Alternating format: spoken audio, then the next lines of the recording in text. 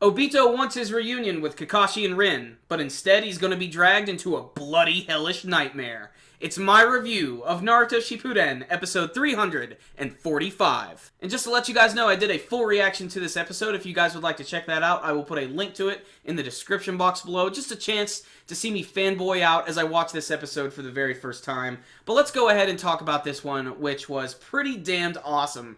Honestly, one of the best episodes of the entire series, and one of the greatest backstories of one of the most intriguing and messed up villains in anime history, and that is Obito Uchiha. This episode, for me, was better than the manga version for a number of reasons, and a lot of it has to do with the fact that it is anime, and they can add in the music, and that just adds in a little bit more atmosphere, but just everything worked really well in this one, and the pacing was very good.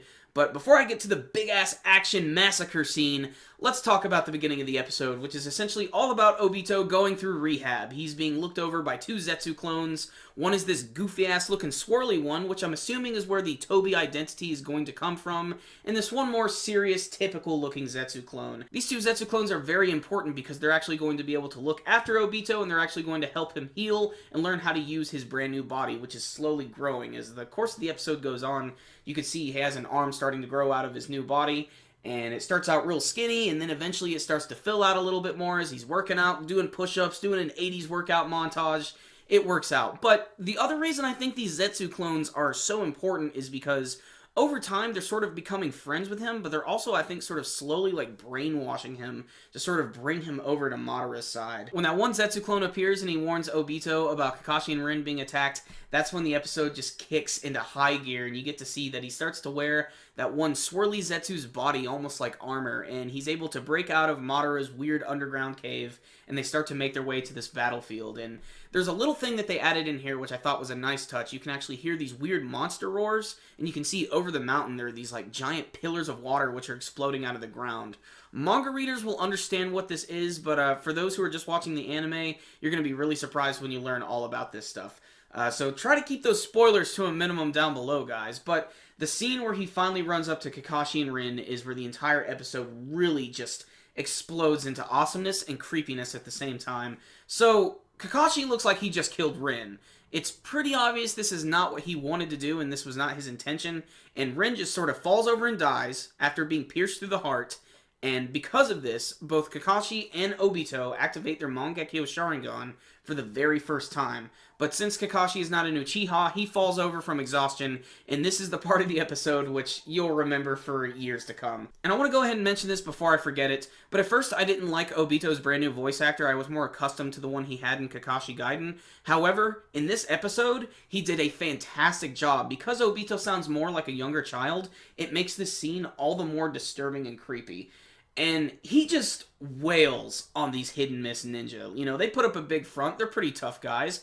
But he's able to use his Mokuton abilities for the very first time. And I love how the battle starts, where he immediately starts running at them. And you can see everything sort of goes into slow-mo. And then when he starts to fight, everything just kicks up. He punches this one dude, which has all of these branches explode out of his back, which sends blood splatter going all over his mask. And you get to see even some of those branches are stabbing other ninja around him. It's a really devastating technique, and he just breaks that off, and he continues to attack other people. The scene where the three hidden miss ninja were attacking him with his swords, and they actually ended up just going through his body, and they ended up killing their teammate, was just very brutal and messed up, and it's made more awesome by the fact that Obito continues to just triple kick all of them at once, like total like Chun-Li spinning bird kick. It's so awesome.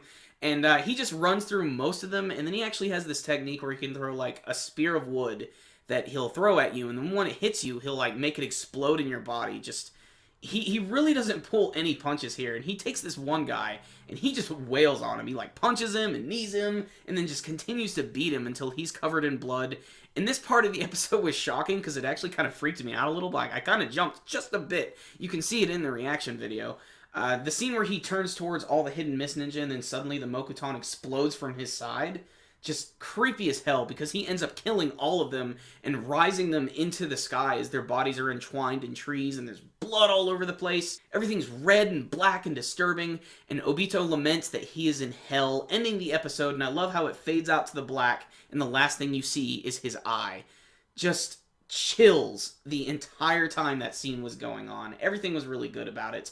All the coloration was good. I like that it was set when it was raining and it was dark and eerie, and that just made it seem all the more intense. The actual battle with the Hidden Mist Ninja, it was pretty much to a T exactly the way it was in the manga, and they didn't really censor too much. And apparently I've been told that this was the censored version, so when they release it on DVD, it's gonna be even crazier and even bloodier.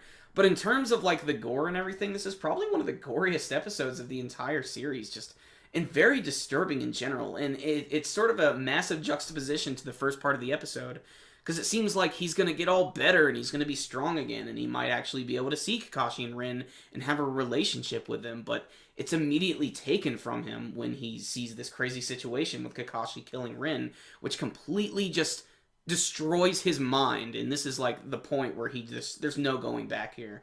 And just, I love, like, when he activates the Mangekyo for the first time, when they throw the shuriken and it just goes through him and hits the tree.